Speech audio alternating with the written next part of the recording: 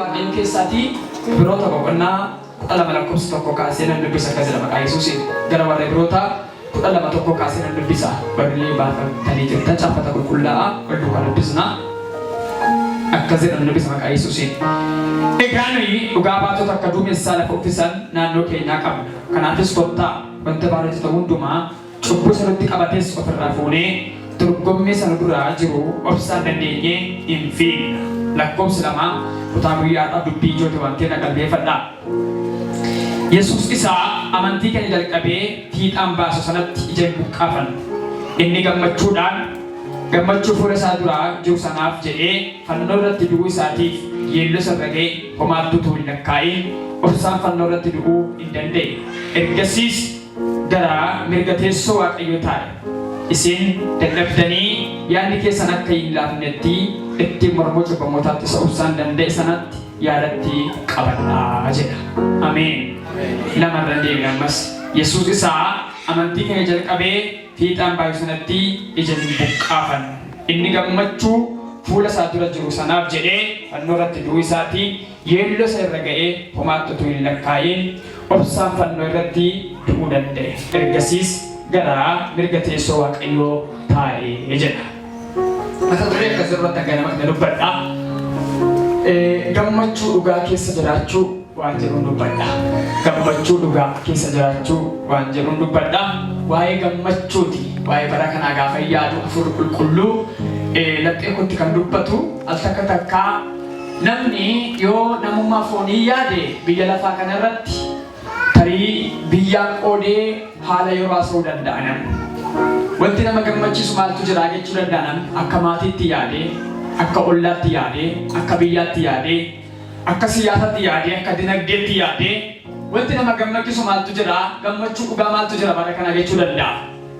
Al takka ammoo biyya tokko ilaalanii iddoo tokko ilaalanii iddoon sun gammachuu wayii waan qabu faana tolaa wayii kan nama hiike nama jiraachisu waan jireenya namaadhaaf nagaa kennu wayiitti fakkaata. Garuu gammachuu dhugaan sagalee waaqayyo jedhu gammachuu dhugaa keessa nama jiraachuu kan danda'u yoo maal ta'e maalii yoo ta'e har'a waaqayyo kennaa jabaa godhe kan sinii kennu gammachuu sun irraan fudhatamne gammachuu jabaa sinii laata. Abaan nama simboo kenna akka jedha waaqayyo gammachuu dhugaa sii laata jedhaani. Mee ursa gabisa dubbadha waaqayyo gammachuu dhugaa sii laata jedhaani.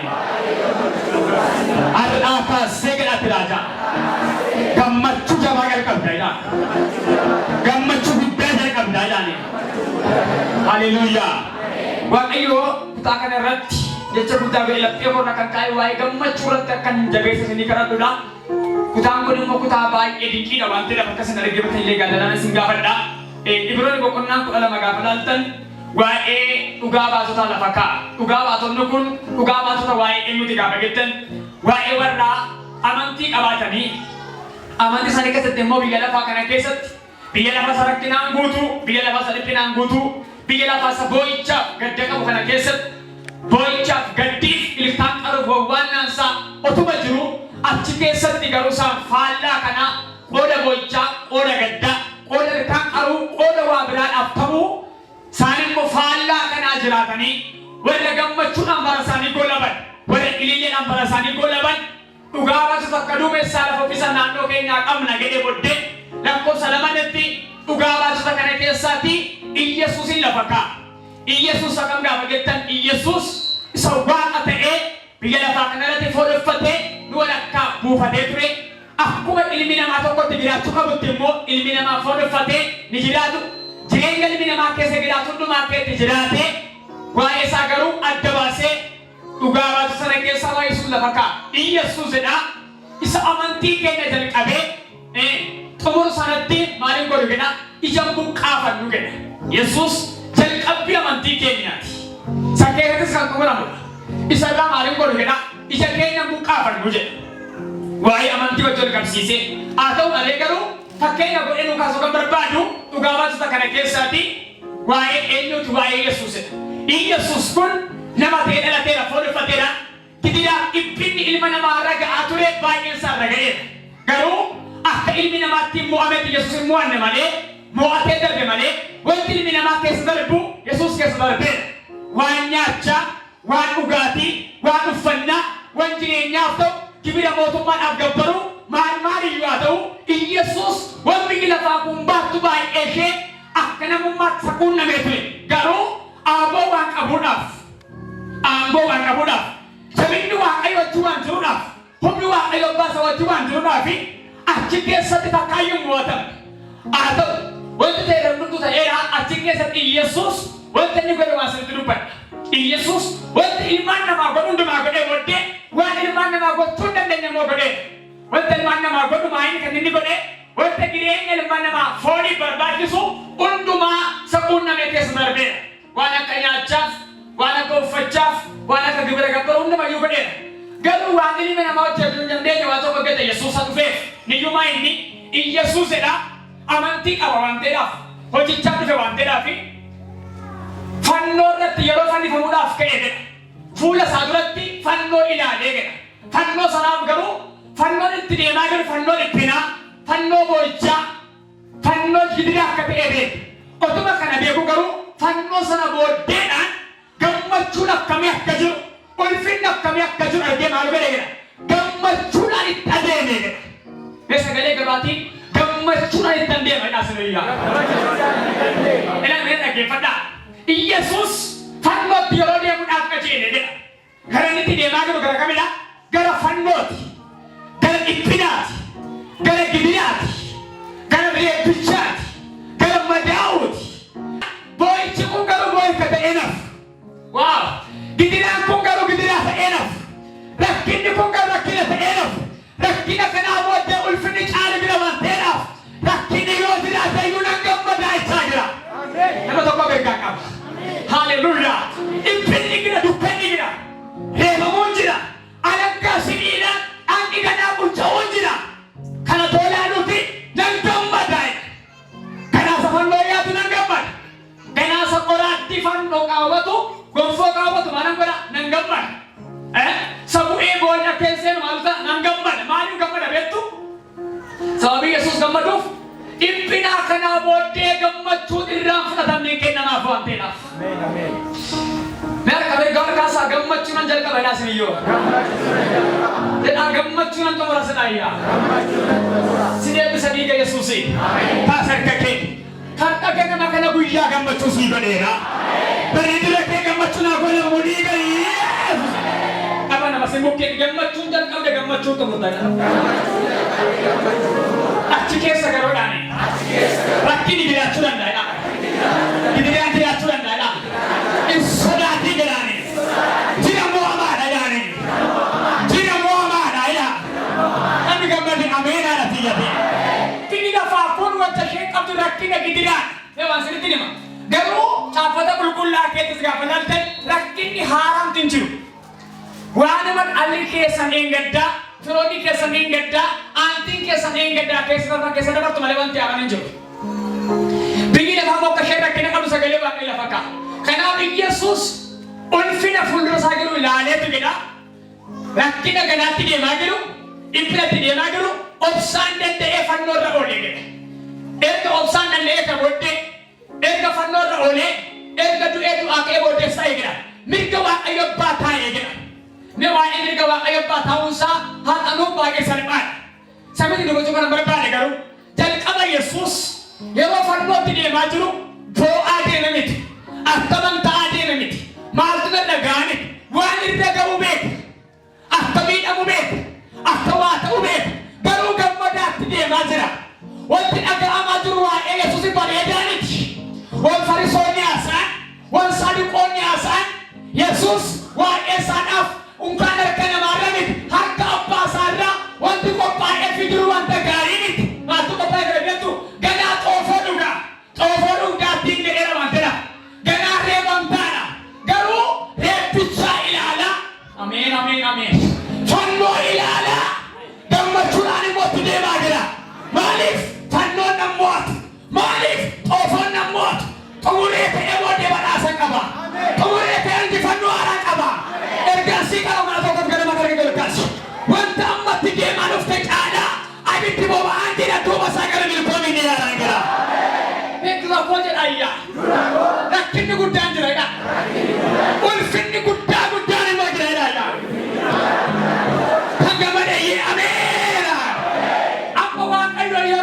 gammachuuti gaafa siniin jedhu dhaggeeffadha. Wanti sin oskuu yaadu immoo baay'een jira. Yeroo milkoominaaf yeroo Waaqayyo jedhu gufachuu milkoomina keetiin nan quboo jira. Yoo jiraate iyyuu garuu si mo'achuu danda'udha. Yoo jiraate iyyuu garuu si qaaluu danda'udha. Nama tokko mirgaan dhufeera. Mi'a harka gargaarkaasi. Harka mirgaa gargaarsi. Dhiiga Yesuusin eebbisa. Amantii Yesuusiif kenname. Har'aa kaasee yaada garaa kee argatu. Har'aa kaasee yaada garaa kee argatu. Har'aa kaasee yaada garaa kee argatu. Keessa galee gabaatiin naan mo'adhaadhaa. Mo'adhee dhufeedha. Mo'adhee jiraadhaadhaa. Namni gammade mataa raasee ameen haleluyaa. Eegale sana dhagaa. Biyya lafaa kana keessatti gaafa jiraannu jenne rakkinni jira. Caafata qulqulluu keetti maal Faarsaan 90. Biyya lafaa keessa wanti guddaatti lakkaa'amu maaliin maal jedha rakkinaaf dhiphina isaati jedha. Wanti guddaatti lakkaa'amu umuriin ilma namaa 70 yookaan 80 achi keessaayyuu wanta guddaatti kan lakkaa'amu maal isaati rakkina isaaf dhiphina isaati jedha. Amma rakkinni dhiphinni inni kennu kun rakkinni akaakuu baay'ee ta'uu danda'a. Karaa gara garaa qoramuu dandeessu. Garuu dhaggeeffadhaa. Wanti nama baay'ee rakkisee siis rakkisuu danda'a. Garuu si rakkisaa nafu. Ati immoo dabaree rakkisee jiraata. Kanaaf Yesuus gammachuu ganaa argatu caala ammuma gammachuu qabaadha. Ganaa ilillee natti dhufaa jiru caala amma ilishaatti deemaa. Garuu boichi jira gana gadi jira gana ittan deemaa akka biyyi lafaa naan jetten ta'uudha. Yoo xoofoo ta'eyyuu ilishaan itti adeema.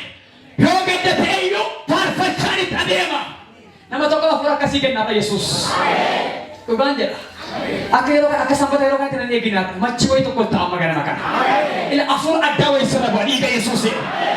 Wanti jiru jira chaaleenjiin jira oduun gaddaan dhaga'ama boichi dhaga'ama.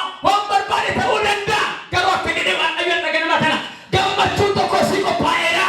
Gammachuun ta'uudha maa gammachuun adeegaltaa yoo ta'eera. Beeka mirga harkasa gammadaan jiraadha gadaayyaa. Jedhaa gammadaan jiraadha gadaayyaa. Namni gammadee ameen aramayyo. Haleluuyaa. Kanaaf Yesuus amala isaa keessa gaafa laaltan jireenyi isaanii jalqabaa jireenya isa dhumaadhaaf ta'umsa ta'eera. Jireenyi Yesuus inni jalqabaa jireenya gara booddeedhaaf nooraa ta'eera. Caaffanni qulqulluun maayidha. Namni waan arraba isaa dubbatuun arraa garaa isaa maal ta'a jedha hin nyaata. Arraa garaa isaa hin baay'edha. Yesuus gammachuu qaba ture keessi garaa isaa. Afaan bichaan dubbata miti. Keessi garaa isaa iyyuu maal ittiin jedha eebba akka jiru ulfinni akka jiru mirgi Waaqayyo abbaa akka jiru dhugaatti ba'aa jira. Kanaaf gammachuu qaba ture Yesuus fannootti yeroo deemu. Fannoo booddee immoo akkuma gammadaa ture mirga Waaqayyo abbaa taa'ee gammadeera gammadaa jira kuni. Egaa gammachuu dhugaan kan hin argamuu danda'u caafata qulqulluu keessatti gaafa laaltan waa'ee gammachuudhaaf ergama Phaawulos akkasii namitiidhe Filiiphos boqonnaa 4 yeroo baay'ee dhageessan maayidha gammadaa amma sirra deebi'een jedha maal ta'edha gammadaa'edha wanta kamittiyyuu yaaddoo qabaatiin jedha waan isin rakkisu hundumaatti waan isin dhibbisu hundumaattidha kadhataa fi mataaf galata wajjiniin Waaqayyotti madhaa malee dabarfadhaa malee waan tokkotti maaliin qabaatiin yaaddoo qabaatiin garuu tokko kan gadi maal ta'e gammadaa'edha amma sirra deebi'een jedha gammadaa'edha jireenya ergamaa Phaawulos yeroo inni gammadaa jedhu amantaa dubbatu seenaa keetti gaafa laaltan ofiisa mana hidhaa jira mana hidhaa keessaa jira foonii mana hidhaa jira sababii wangeela hojjetuudhaaf hojiin ergamaa Phaawulos yeroo kutaa kana keessa barreessu hojii wangeelaa hojjechaa jira wantiidhaaf hojii isaa irratti hidhaa itti faradameera mana hidhaa jira garuu maayidhaa gammadaattiin jedhaan gammachuu qabaadhaa gammadaan siniin jedhaadha wanta jireenya keessa galatti immoo yaaddoo sinitti ta'u wanta si yaaddeessu hundumaa immoo gataan dhiisaa katti gattan immoo kadhataa fi mataaf galataan Waaqayyotti dhiyeeffadhaa malee waan tokkotti immoo yaaddoo qabaatiin aayidha maa'ee yaaddoo keessan gataatii gammadaadha eenyu irratti Waaqayyo irratti namni yaaddoo sagatuu kan danda'u Waaqayyo irrattidha. Gammachuu dhugaa akka isaan qabaatan barbaada.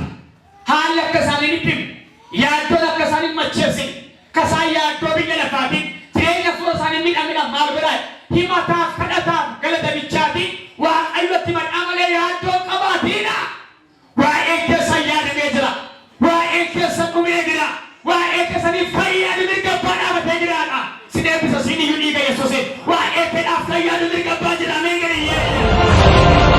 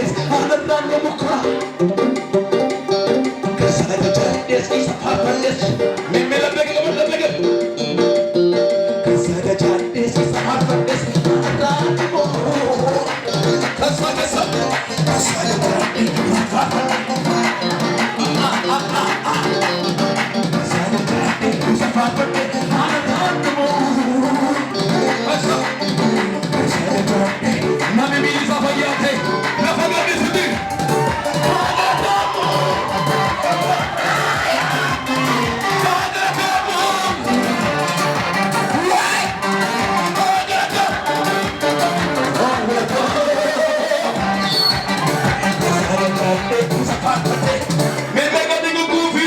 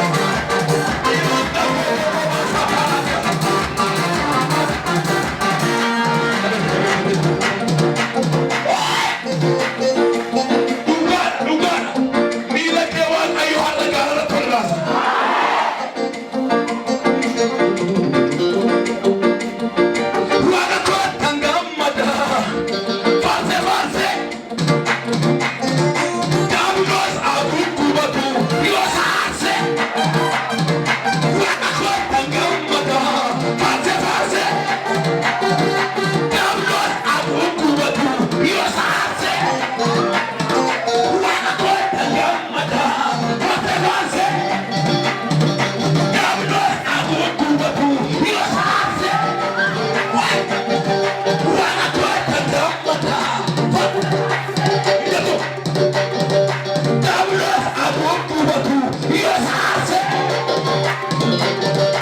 ammaga irra loole faajjinaaf kenne loole dubbiin garagaltoodha maqaan isaa moo'umaati ammaga irra loole faajjinaaf kenne loole dubbiin garagaltoodha eenyu jira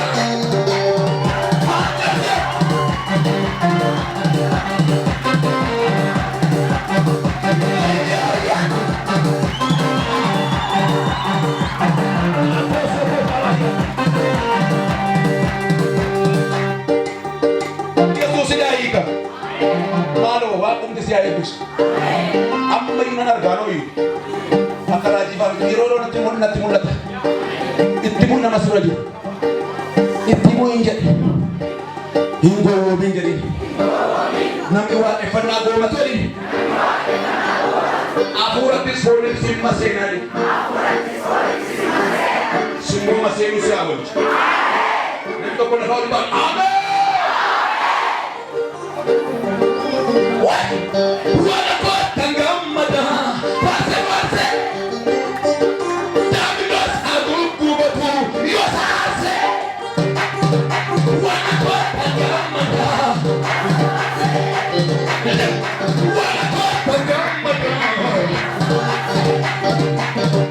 Davidos agugubatu yosase amaga ibanode fajina kenelode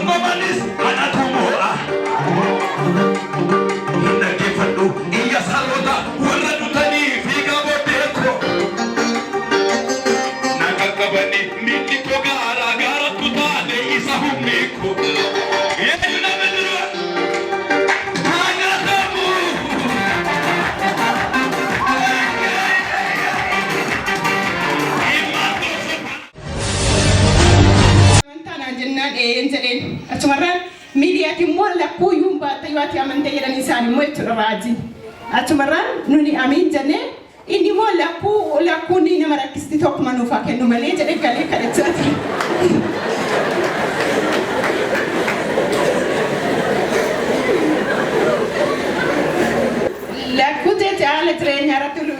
keessaa dhagaa namni kanumayyuu namni nu gargaaru dhabamee lama taanee faan rakkachaa ture inni halkan nuraaf diddeessa jechuudha.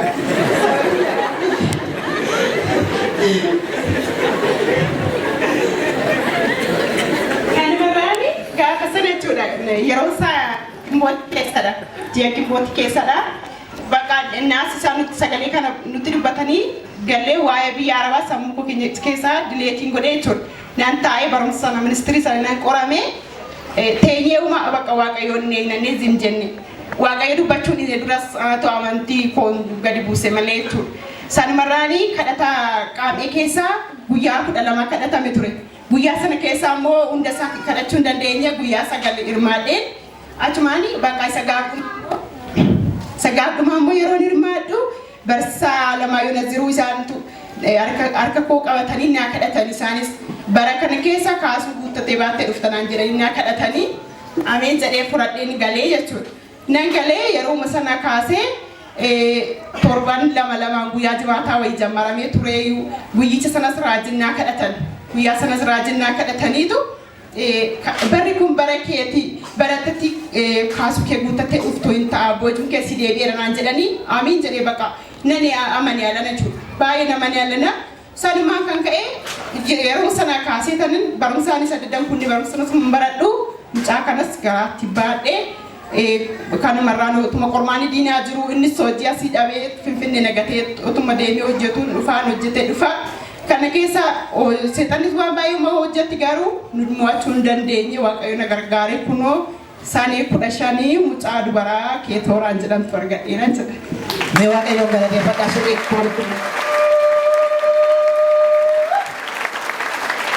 mee nama sun bukkee jiru harkaa qaban lafaa irratti maaltu sunii ta'e?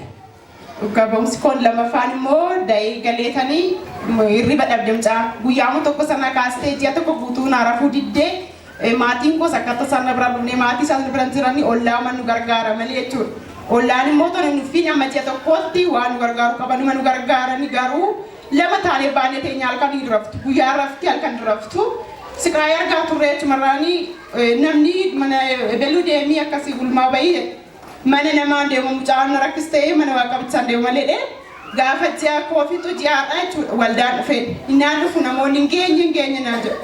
Ani hirriba dhabee maal fayyada mana taa'ee tanan dideen dhufee akka tasaaddoo kanan taa'ee namoonni illee na arganiiru innaan nan taa'uun dadhabe obboleetti tokko mucaan harkaa fuutee naa baatti. Ani immoo akka yoo na dhufe mucaan irra na argatte na gargaadhu baree beekaa jechuudha. Dubartii sadan beekus gaafichuma argee dadhabbii koo argiteetuma mucaan harkaa fuutee naa baachaa turte yeroo nu sagantaa sana xumurree ba'u kaan mucaanatti kennitee mucaa koo fudhadheen galee erga guyyaa sanaatti hirriba gaarii rafee mucaanis naa raftee bakka nagaa taanii waaqayyoon nu galateeffadhaan jedha.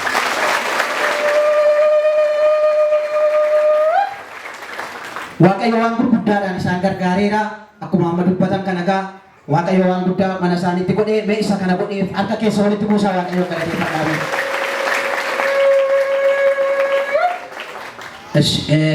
Waan jettee waaqayyoon galateeffattu jecha lamaan tokko dubbattee mee qabsiifannee waan ta'eef siin jechaadha waan badaa miti. Waanuma jettee saba kanaa naa galateeffadhaatu waa dubbadhu.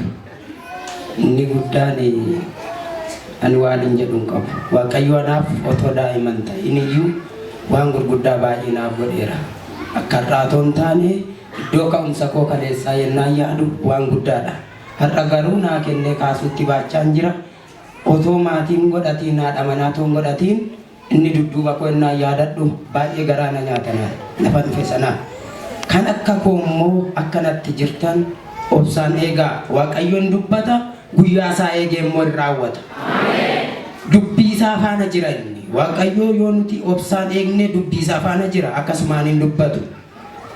Zim jedhee dubbata otoo hin taane namni garuu callisee dubbachuu danda'a waaqayyoo callisee hin dubbatu itti yaadee karooree dubbata.